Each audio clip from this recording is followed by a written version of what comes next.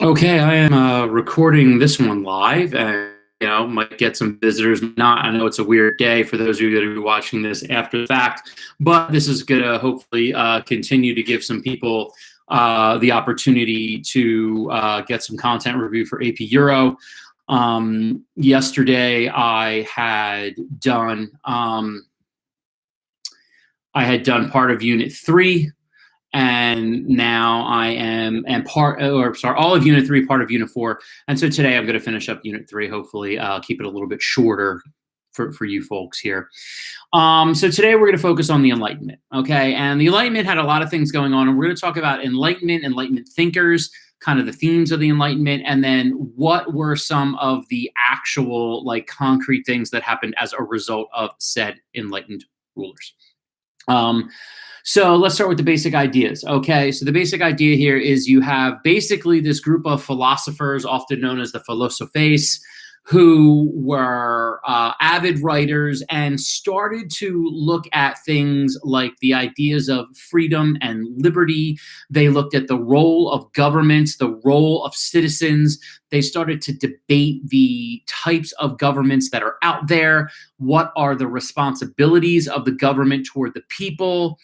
In general, they also tended to resist things like organized religion or absolutism. They tended to meet in informal areas like coffee houses and bars and kind of like clubs. And they were really big on debate, freedom of expression, and of course they were writing a ton. And so the things got published, and as a result, they would often kind of feed off each other. They had a lot of influences here. You had writers like Bernard de Fontenelle, who was a guy that kind of predates this time, but he would write books to explain things like scientific revolutionary things that were happening to regular people. And a lot of the philosophers were looking to like write to the masses. This wasn't like highly technical. This wasn't like scientists writing to other scientists. They wanted their works to be read and read by everyone. So we're talking about always publishing in vernacular languages here. And that's going to be a big deal. They were also inspired by like the skeptics and men like Pierre Bayle, who kind of looked at the world and just, looked at it through a lens of doubt as opposed to a lens of everything is concrete.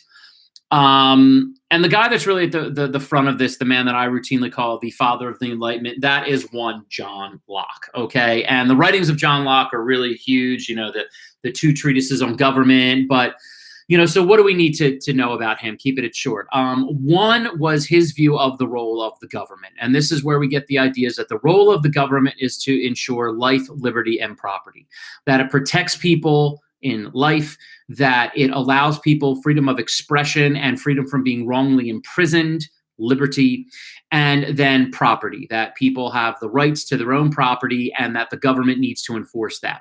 Now, John Locke doesn't necessarily develop a type of government that he feels should be necessary for this. He just feels that you have to have whatever the government is, whether it's a republic, which most Enlightenment thinkers are going to go that direction, or it's a monarchy, whatever it is, it needs to do those things. And then he also, of course, had the famous, idea of the tabula rasa, or the blank slate, that all humans are basically born the same. We are born a blank slate, and it's through our experiences that we learn and we develop things. And what's so influential about that is you've got, this is the idea that all men are created equal, which is something that is debated in government circles, also something that eventually will be debated in psychological circles with nature versus nurture. So John Locke was pretty impressive. Some other guys we have out there that are important to know. Diderot, okay, another French philosopher who was really important for a guy that he kind of questions formal religion a lot. He's really big anti-slavery. But Denis Diderot, his big thing was the creation of the encyclopedia. And the encyclopedia, not quite like the one that we know today, that the encyclopedia was something that was kind of a compendium of Enlightenment thinking that was regularly published. I mean, at one point it gets banned, but they keep publishing it underground. And whereas Diderot was a unique philosopher on his own, like his big influences was getting the philosophical ideas and these small papers and essays out to the public. Then we have, of course, our famous Baron de Montesquieu and his writing of the Spirit of Laws. And this is super important because you have the ideas of the relationship with the government and how the government does have a responsibility to take care of his people. He specifically outlines the necessity of a republic with voting rights as crucial. And he gets the framework for many governments that exist today, the three branches of government, the executive, the legislative, and the judicial, and how those branches can develop checks and balances to make sure that no one branch gets super powerful, because we want to avoid authoritarian, autocratic governments. Was he a little bit biased too? Sure. He didn't feel that the poor should have the right to vote, didn't expressly say anything about women either. But nonetheless, that structure that he advocates becomes really, really important as the future, in the future of law and the setup of Republican-style governments. Then we go to Jean-Jacques Rousseau. And Jean-Jacques Rousseau was interesting because he kind of has these two phases, right? The first phase, he's very kind of like anti-civilization. It's the idea of the noble savage, that people were actually better off before society, and society has corrupted us, and government is a problem, and art and science are not beneficial. And when we put government, art, science together, that basically leads to dictatorships. That wasn't as super influential as then phase two of Rousseau, which was the idea of the social contract. And basically what he says here is that the original state of man is basically, it's short, it's brutish, it's rough, and you need to have some type of outside control. And that society is this collective human presence which allows us to have success because it puts limits on us so that we can actually function and not like take advantage of each other. Not a huge fan of private property. He feels that private property is what leads to divisions within social and economic class. So some people look at Rousseau as kind of the father of socialism or even communism. He feels that the government needs to protect people. That is why we need ordered government. It's to protect people and to preserve people's liberty. He is very, very big on liberty. He also has the idea that the will of the majority is not always right. Yes, it is important that many times that you look at what the majority wants or needs, but that is not the end all and be all, and that indeed the majority can be wrong, and that's why the government needs to protect the rights of all people. He also feels that politicians should be moral and that politics and morality should act as one. And Rousseau's ideas are tremendously, tremendously influential. And we can see the idea of, people, we are going to follow the rules of the government as long as the government protects us and ensures our liberties. That's basically the gist of it. And I'm sure there's various issues with that over time, but that was really influential. Side note, though, he wasn't, Captain Equality. I mean, he was against slavery and stuff, but he did not believe that women should have equal rights at all. And that's really, really influential. However, we do have some female writers that were also coming out at this time, kind of the beginning of what eventually become the feminist movement that comes later on. And probably the two of the big ones are Mary Astell and Mary Wollstonecraft. Mary Astell really spoke a lot about getting women opportunities for education and how that women have the same capacity for learning and reason as men do.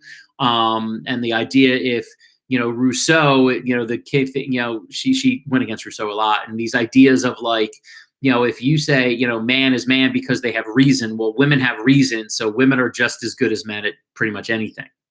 The big titan, though, was Mary Wollstonecraft. Wonderful writer, really, really fights for women's rights. And of course, her famous book, The Vindication for the Rights of Women. And what she does so brilliantly in her writings is, one, she advocates for the education of women and showing how women can achieve just as much as men. But also on the other side of that, also knocks down a lot of stereotypes. She's one of the first people to like knock down the argument of, because typically when you have equality type arguments, like someone will come back, well, what has a woman ever done, right? Like that's the bogus straw man argument. And what she does is she brilliantly like puts those all to bed. She's like, well, how are we supposed to achieve things when we haven't been allowed to? How can we achieve things if you won't let us have access to education? So she brilliantly knocks down these things, and she's so influential for the women of the later 1700s, and of course into the really women's movements that got going in the 1800s. Mary Wollstonecraft really at the center of that. All right, and we got some other guys here that I want to talk about. David Hume, who's a really interesting philosopher. He was very big on his system of observations of that. David Hume was really interested in causation. In other words, like why things happen, right? And what he looks to see is that we can actually never 100% always know the causation of things, because each cause has a subsequent cause. And the fact of the matter is that at some point, you can't get to the ultimate cause of things. Now, the reason why that's really influential is that you actually then have to kind of focus on living in the moment and looking at the immediacy of things without necessarily having to continue to try to go back and back, because you really can't. Now, for him, what answers a lot of those questions is God. Hume is a very religious person, and he puts a lot of faith in God. And this is kind of a blending of philosophy and religion here, is this idea that there are questions that we don't know and there are questions that we can't answer, but you don't have to be panicky about that, because that is what God takes care of. And so that was really, really important. And he looks to the idea that the fact that we do have an ordered world, because this is kind of, he's referencing some science too. You know, we have these scientific laws and we have an ordered way how things function. That is an existence of a creator, right? Because if you didn't have a creator, there would be way more chaos than there actually is. The other big thing that it was really important is understanding morality and the subjectiveness of morality. He is a big guy that focuses on these ideas that it really, you know, morality depends on where you are and who you are, and that we can't necessarily try to like objectively have morals with one another, that we need to understand that different societies look at things in a different way. And that's really, really influential. Another guy on this point here is the Baron de Olbach, and he is really important because he's really one of the main first philosophers in Europe, and this is a big deal, to introduce the concepts of atheism. And definitely in some, you know, he's very influential on definitely a lot of scientists that, you know, there are many, many scientists that are very religious. I mean, Einstein and Isaac Newton pop up as two of the biggest scientists ever, or Gregor Mendel, who discovered genetics, and he was a monk. But really this kind of division between that next step of, a lot of people were questioning from the Reformation and even beforehand organized religion and the stress of organized religion. And he doesn't just come out against organized religion like some of the deists, which I'll talk about more in a moment, but he is the guy that really focuses on there is no God. And that's a big deal. And there'll be some other guys, you know, eventually that's going to inspire guys. You see like Nietzsche and stuff like that later. So that's a big deal. And he came under a lot of fire for that. Of course, the big man here as well, though, Adam Smith, right? The economic philosopher, the idea of free markets, the idea of how the invisible hand is what prompts us because we care about ourselves. We're going to do everything we can to suit ourselves, but in doing that, we'll help other people. He believes in limited government involvement, except the government needs to like build infrastructure and prevent monopolies. But this idea of a free-flowing capitalist-style economy in which markets are free and open, that there's lots of competition, that governments give people the opportunities to create businesses, and in competition, businesses will keep prices reasonable so that people can use the businesses, and none of this actually has to be regulated by the federal government.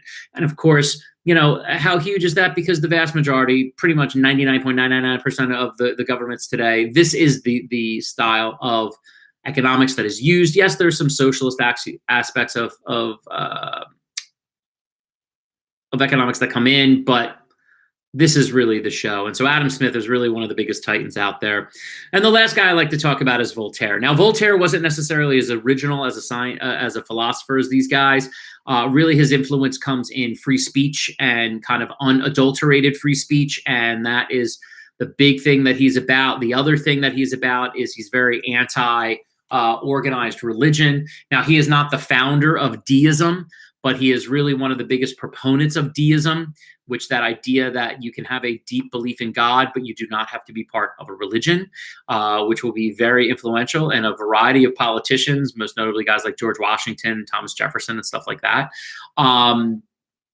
But he's important because he's a rock star. And look, when you have social movements, you need big names. Here's the guy that is like buddies with the Emperor of Prussia. He has an affair with the Empress of Russia. Like, he's everywhere. I mean, basically, if he had been a Catholic, he would have been buried in a state cemetery in France because he was so popular at the time. But he, and the way that he wrote, the fact that he hung out with the common people, he made philosophy and education and reading like cool, and people wanted to emulate him. And when you have a social movement like this, like you just need that.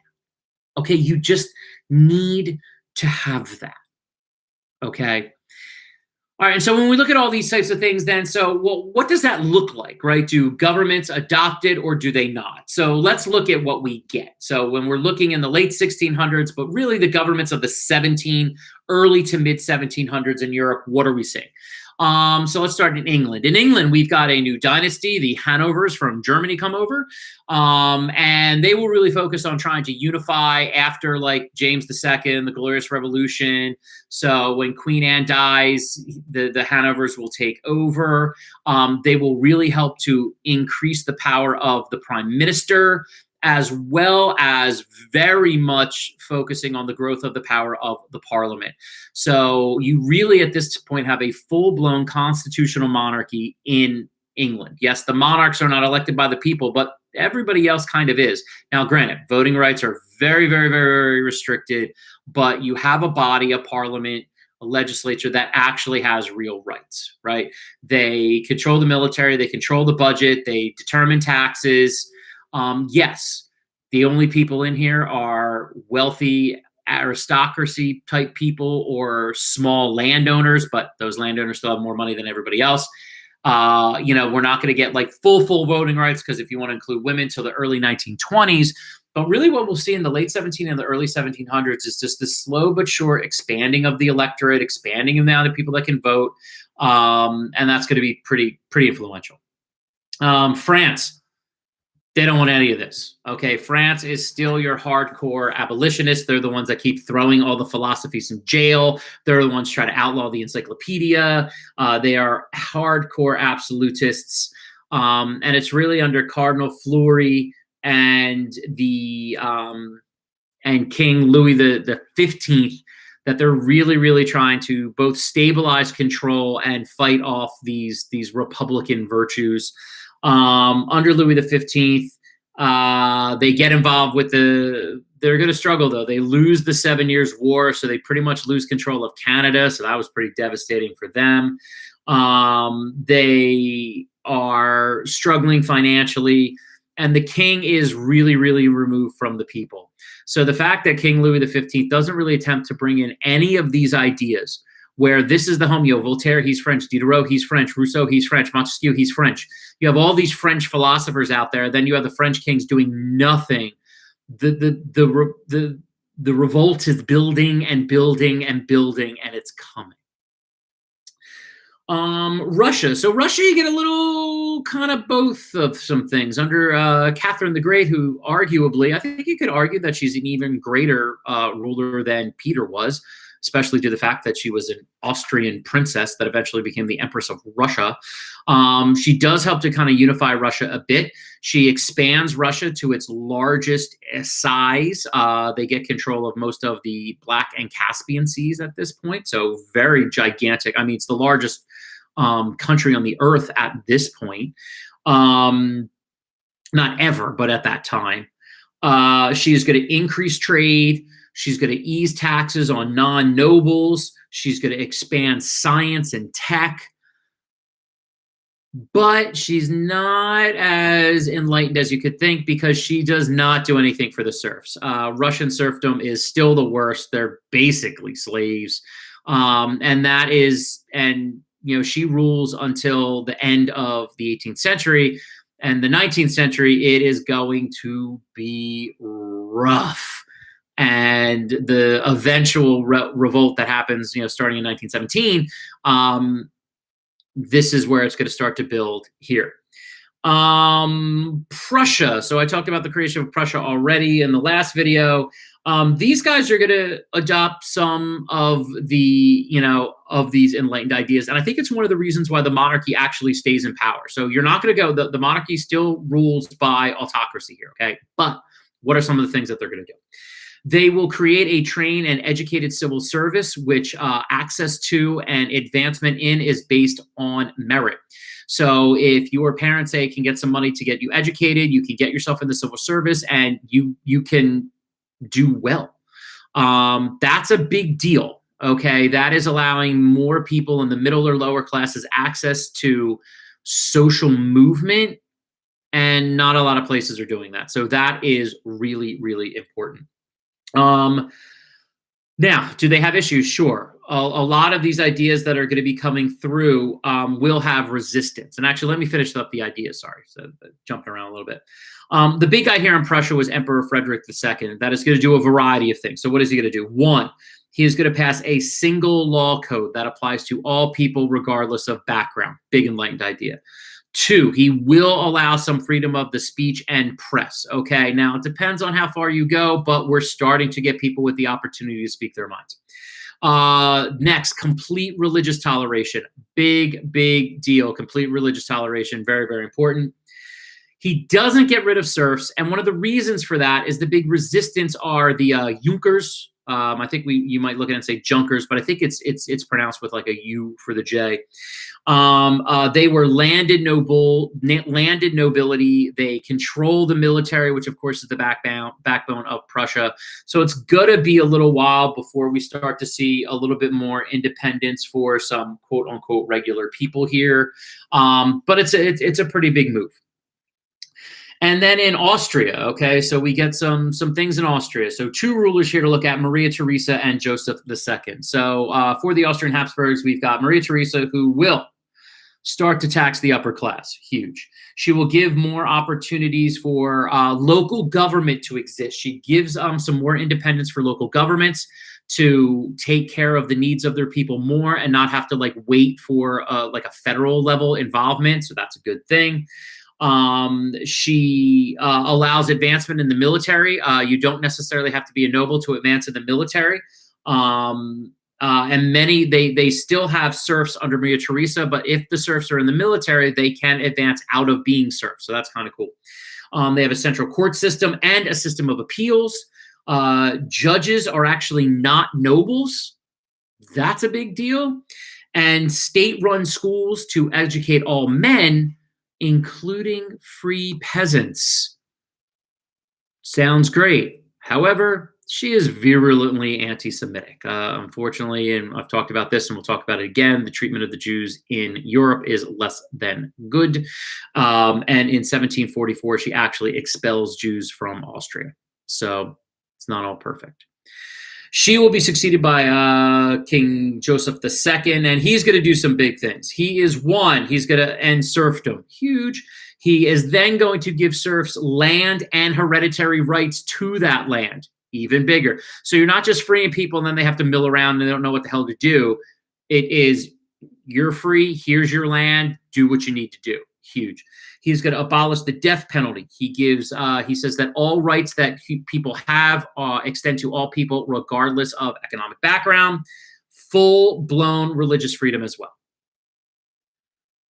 However, he basically has to deal with revolts from the nobility about this.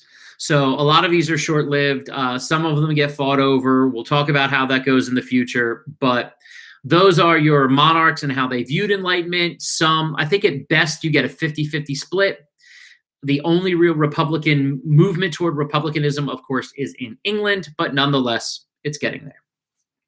And then finally, I'll get into some things about the day-to-day of the Enlightenment and this time period, again, time period 4. So what are some things that we talk about? So 1, let's get into religion. This is the rise of the Jesuits. I talked about the creation of the Jesuits under the Protestant Reformation. But during this time, rulers are going to try to gain more control back over this. And so, for instance, the Jesuit order actually ends up getting abolished. They had created their own basic state in Paraguay, and in other areas, they were wielding a lot of control. So the kings of, say, France and Spain basically took that as a threat and moved to eliminate them. This is despite the Pope trying to tell them not to, even though Pope Clement the 14th will actually officially suspend them. They'll come back later, but he's suspending them because he's basically forced to by these kings because the Pope just doesn't have the political power anymore. Tolerance is starting to spread in places like Austria and somewhat in England. The big one was, I just mentioned, when Joseph II passed the Tolerant Patent of 1781, which basically says that all religious groups have equal rights within the empire. Previously, all of those rights were really just reserved for Catholics. So that's a big deal. For religion, places like France, it's the opposite. I mentioned Louis XIV before. He gets rid of the Edict of the Edict of Nantes, and as a result, you definitely see rising tensions between the Catholics and the Huguenots, and that's going to have some issues later on as well. And unfortunately, the biggest group that struggles the most religiously at this time is going to be the Jews. The only place that was kind of safe was Poland. But in many places, they saw themselves being prohibited from getting certain jobs. They would not be afforded protections under certain government programs. They would be taxed more. Many were expelled during this time. So, for instance, you have the expulsion of the Jews from Spain, and these are the Sephardic Jews that will then have to travel around various places. The benefit is that they actually, because of this, get involved into a lot of commerce, and many will become some pretty substantial business owners because of the unity of these communities, even though they're spaced out. They'll get really, really big into government and banking. And we actually see communities of Sephardic Jews show up in places like Poland, London, Italy, the German states, the Crimea, and Austria. They're allowed back in under Joseph II. But at any point, they could be attacked. At any point, you could have these things like pogroms where people just show up and attack and destroy Jewish communities. And so even when times were good, there's always that worry in the background of waves of anti-Semitism. As I mentioned briefly before, you also have the rise of deism, that idea that we can believe in a religion, a God, but not a religion. So that becomes very popular, as well as this thing referred to as pietism. So this is kind of a movement within religious groups. And the idea is kind of taking like a rational and almost scientific look at God in order to get a closer relationship with God. And the idea is to try to develop a deeper and personal relationship. So in some places, it's interesting where there's more resistance to religion and rise of like atheism or deism, which rejects religion. But then the people within the religion that stay within religions tend to get increasingly religious. So, for instance, pietism, which was developed by Count Nikolai von Zinzendorf, it's all about adhering very strictly to scripture and repeatedly reading the Bible, trying to use the messages of the Bible in your day-to-day life, trying to show and express your faith, of being very proud of your faith. And you can also do things, experience things like traveling to holy places and really trying to get deeper understanding of your religion. And a new religion actually spawns out of this in something known as Methodism, which is begun under John Wesley. He was a traveling missionary, started in England and ended up in Georgia. And his real big focus is the fact that Jesus died for all people, and all people can be saved through him. This is kind of your the idea that you can be like reborn into Christianity if you strayed away from it. He really appeals to the masses and having these traveling preachers and really focusing on the lower classes. The community the religion itself wasn't super structured, so it was kind of like a halfway point. So it's not quite deist, but at the same time, it's not quite structured, say, like the Catholic Church. And for a lot of people, that was really, really appealing. Very big on cooperative communities, almost in a socialist type style setup, and also really big on community service. And so even coming after the Reformation, religion's still a big part of Europe and really not going anywhere anytime soon. On your day-to-day, so what was life for a day-to-day person? Of course, most people are farmers. Most people are working all the time, right? So the whole idea is like, well, what can you do when you're not working? So number one, we have the development of more and more festivals. You have Carnival, which is the biggest one, that you actually get a break from working and stuff like that. It's often tied together with Lent. Some people don't like it because it's a little too risque, but that's okay. So, some people are into that. More localized festivals, the Saints' Day festivals, harvest festivals, the idea that we need to have these periodic celebrations that we can feel good, we can let loose, we can have some fun. Another thing that develops is the development of the tavern. Basically, bars where people can get food, but these are really more for men, and it's a place where you can develop a sense of community, that men can share experiences. In many cases, these are places where the philosophers would hang out. And what's interesting about the taverns, you would get entertainment there. A lot of times it would be like music and stuff like that. Really no different than you see today.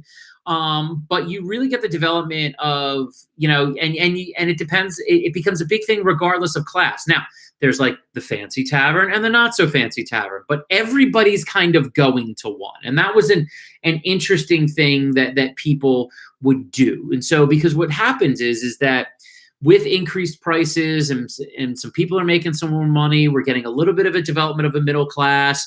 You're getting some more people that have a little bit more time, and they have a little bit more money, and they're looking for things to do. We also have some developments in crime and punishment. Early on in the era, we still have rising crime in cities. And so everything is there's still a lot of torture. There's still public executions. You can get put to death for like darn near everything. Lots of sentences for forced labor or even exile.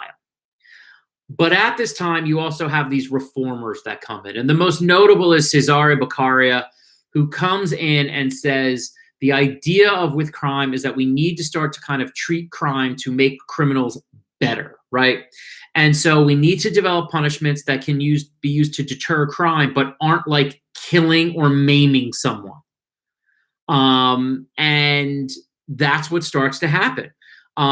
He stresses that the death penalty doesn't work. I mean, it's an argument that exists today. There are many people that are against the death penalty because they feel that those major crimes, someone's going to commit them, they're going to commit them, and the death penalty doesn't matter, because he looks at that is he wants society to advance, and he sees the fact that many societies are still using torture and the death penalty as an example of barbarism. And he employs the ideas like prison and things like that, because you have to understand, I know it sounds crazy, but like in the 1700s, like prison just isn't a thing. You get punished and released, and you could get maimed or killed, and that was really the end of it. And so the developing ideas of prisons and stuff like that is more common to what we see today. And this is what's going to happen at that time as well. What do we also see culturally? See some changes in medicine. Now, look, don't go to a hospital. In the 16 and 1700s, if you're going to go to a hospital, you're probably going to die there. But we're trying to get medicine better. The problem is we still don't know about germs yet. Okay, we're still believing in four humors. We still believe in like miasma and all that, bad air makes us sick. But what we at least try to do is we start to see the training and education of doctors, that in order to be a doctor, you actually have to go to school. And in order to be a doctor, you actually have to have a license. And we're actually going to regulate that. They're going to do things like put doctors into guilds, which actually maintains a level of quality, which we kind of still have today.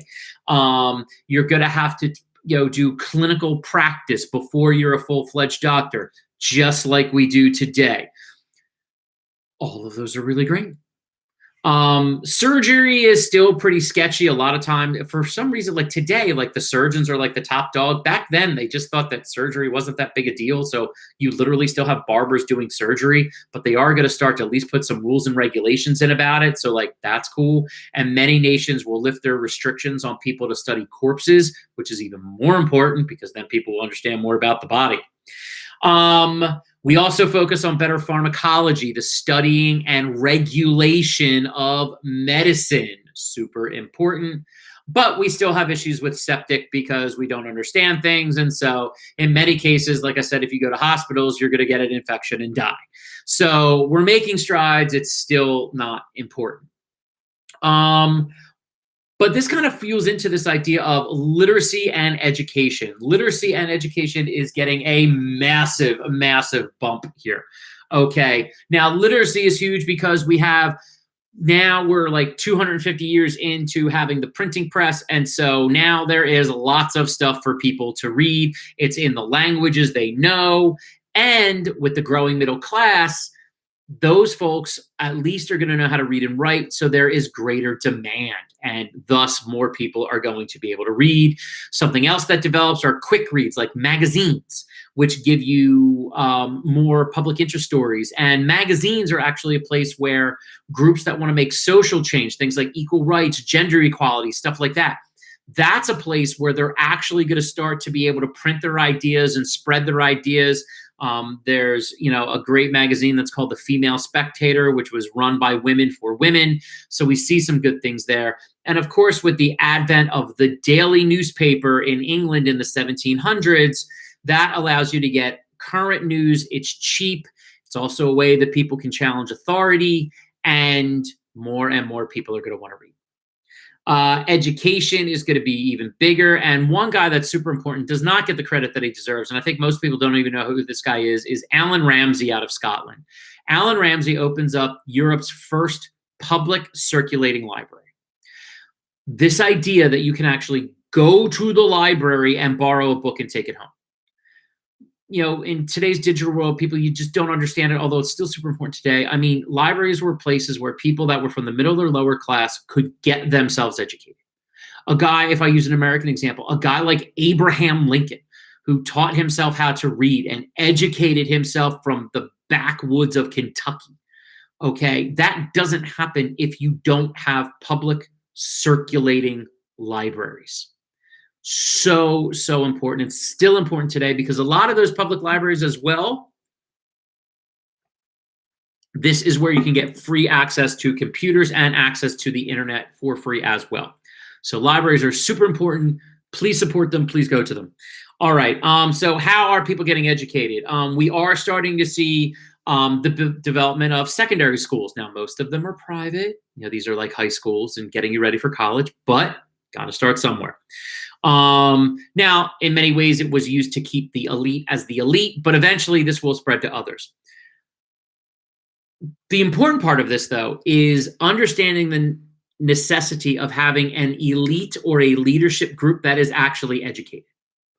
So yes, even though the rich get to stay the rich and the rich get these greater opportunities, at least you have an educated populace that can lead you instead of just kind of hoping by luck that they'll do what needs to be done. So in a way, it's not perfect, but it helps. So what are the things that are most often studied? Things like Greek and Latin classics, politics, but the merchants are going to change things. Because we have the rise of so many large and small merchants, this is a class that has to be literate. And they start pushing for the creation of schools because many merchants, their children are going to follow them into the business and they want them to be educated. And so what you're going to start to see is that these, because of their wealth, merchant children are going to be educated. And a lot of the places that they're going to be educated in is going to switch up the curriculum a little bit. They're going to focus on teaching different languages. They're going to focus on practical knowledge and arithmetic. And this becomes a big shift because this is going to be the basis for some of what we see today. The most notable was the development of the Realschule in German-speaking areas, in which they focus on language, basic mathematics, and actually business education. And in many of these places, provided your parents sent you, girls could get educated as well. And in Protestant lands, you actually have the expansion of primary education and this idea that we're going to educate all children. Now, it's not universal just yet. It's pushed by the fact, though, because in many of the Protestant religions, reading the Bible on your own is important. And so what do? They teach people to read so they can read the Bible. And you're actually going to start to get the education of all classes. The wealthy aren't going to like it, but it's going to make a difference in the long run. All right, and then finally stuff we're going to, and then let's talk about, so what is the actual literature that's out there then? We got all this more literacy and people are getting educated. We really have the rise of the novel. Now, some novels exist, Miguel Cervantes and stuff like that with Don Quixote, but it is really the rise of the modern novel that you see today. And it's going to be interesting because these novels can be fanciful, but in many ways, especially in the 1700s and the 1800s, if you want to know what society is like and you don't want to know about morals or issues that are impacting men, women, whoever, children, go read the novels of that era because, the kind of the realism is going to be a big thing. Eventually, we're going to get guys like Charles Dickens. He's a little bit later.